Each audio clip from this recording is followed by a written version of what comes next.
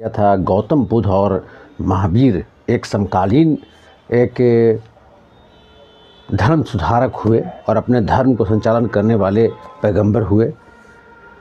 और इनके बाद से जैसे वैदिक पीरियड स्टार्ट होता है, फिर पोस्ट वैदिक यानी उत्तर वैदिक काल स्टार्ट होता है 1000 से लेकर के आपको 600 BC तक।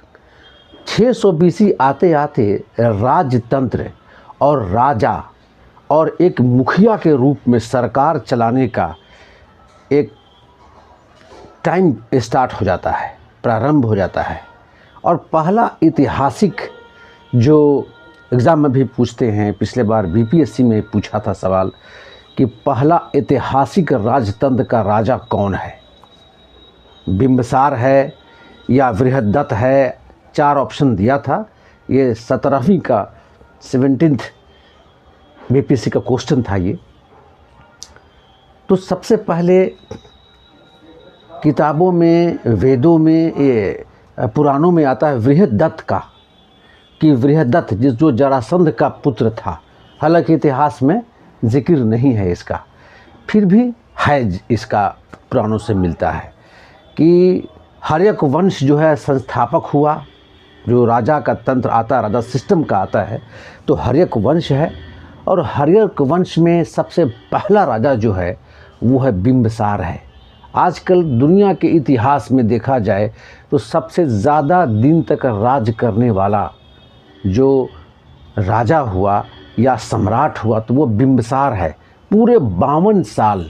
औरंगजेब ने भी 50 साल राज किया है एज ए बादशाह के रूप में। बिंबिसार का 52 साल रिकॉर्ड है। और 544 BC में वो गद्दी पर बैठता है। याद कीजिए, बुद्ध भी जो जन्म लेते हैं वो 563 ईस्वी में जन्म लेते हैं, ये 544 में बैठता है। मतलब बिंबिसार का जो राजपाट था वो गौतम बुद्ध के समकालीन था। अब प्राश्रय भी देता था बिंबिसार। एक बार गौतम बुद्ध की तबीयत खराब हो गई थी, वो बीमार पड़ गए थे, तो अपने राजवैद्य जीवक कोश ने भेजा था गौतम बुद्ध के इलाज के लिए। और वो पद्धति आयुर्वेद पद्धति होती होगी, और उस वक्त गौतम बुद्ध का उसने जाके इलाज किया था। उसके काफ़ी दिनों के बाद गौतम बुद्ध जो है 80 साल की अवस्था में महानिर्वाण प्राप्त हुआ उनको। सबसे पहले बिंबिसार ही है जो दूसरे राज्य पर हमला करता है। 16 जनपद था, हमारा राज्य था पूरे भारत में, अफ़गानिस्तान से लेकर कन्याकुमारी तक। पहला ऐतिहासिक राजा बिंबिसार है जो अंग राज्य पर हमला किया और वहाँ के राजा ब्रह्मदत्त को हराकर मगध में मिला लिया। मगध कौन था? यही पटना, गया, गया, जहानाबाद, अरवल के एरिया को मगध बोलते हैं। और मगध ऐसा हुआ कि पूरे 16 गणराज्य को मगध ने अपने में मिला लिया। और उसी का पुत्र अजातशत्रु ने बिंबिसार की हत्या करके 493 BC में, आप जोड़ सकते हैं कि 544 और 493 में कितना राज किया है। 32 साल तक राज करता है अजातशत्रु और 52 साल बिंबिसार। इसका ऐसे अब पुकारु नाम पुराणों में कुड़िक मिलता है। और इसी का अजातशत्रु का ही एक महामंत्री था, उसका कह सकते हैं कि सेनापति और सब कुछ वही था। उसका नाम था वर्षकार। बिंबिसार ने हमला किया अंग पर। कौन अंग? क्या अभी का डेट में अंग क्या है? वही भागलपुर का रीजन। अंगिका भाषा आज भी वहाँ बोली जाती है। और वहाँ के अंगिका राजकुमारी से शादी भी किया था। बिंबिसार ने बहुत शादी किया और शादियों से अपने राजतंत्र को फैलाया। कौशल महारानी कौशला से शादी किया तो कौशल जीत लिया। इस तरह से वैशाली में शादी किया क्षेमा से तो वैशाली को जीता। इस तरह से अपने राजतंत्र को बढ़ाया। अजातशत्रु के मंत्री जो थे वर्षकार बहुत ही चालुक और चालाक थे, जैसे उस वक्त के वो चाणक्य ही होंगे। उन्होंने राज से गुस्सा हो करके छोड़ दिया अजातशत्रु के दरबार को। मगध दरबार को छोड़ के वो चले जाते हैं कहाँ? चले जाते हैं वैशाली, यानी कि वज्जी गणराज जो विश्व का सबसे बड़ा गणतंत्र था, राजा के वोट देने पर वो राजा जीतते थे, वहाँ चला जाता है और कहता है कि सबसे दुनिया का भ्रष्ट जो राजा है वो अजातशत्रु है, हम इसको बर्बाद करके रहेंगे और हम उसका राजतंत्र महामंत्री था मैं और छोड़ के चला आया हूँ। और वर्षकार को अजातशत्रु ने देखावटी बर्खास्त करके वैशाली को, वज्जी को, गणराज को मगध में मिलाने के लिए एक चतुर खेल खेला था। और इस तरह से उनका जो मंत्री है वर्षाकार जा कर के एक बड़े पद पर वहाँ पर गौरवान्वित होता है आपको वैशाली और वज्जी के गणराज में।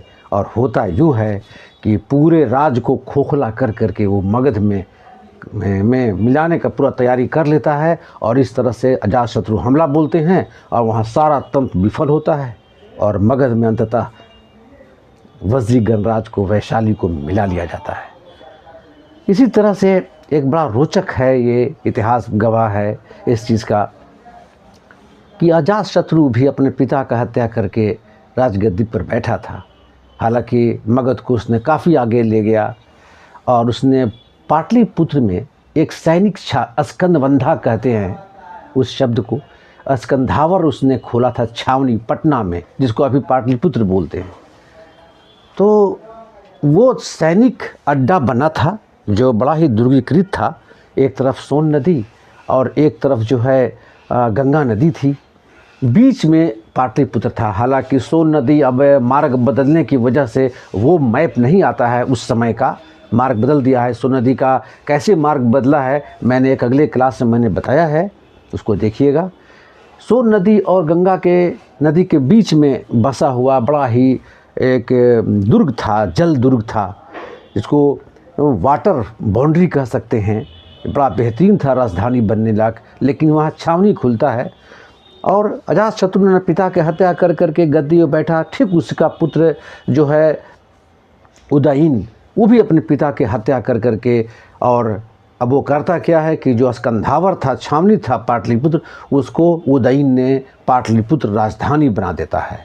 अब राजगृह से राजधानी हट करके, राजगृह मतलब राजगीर, आज का राजगीर से राजधानी हट करके राजधानी कहाँ आती है?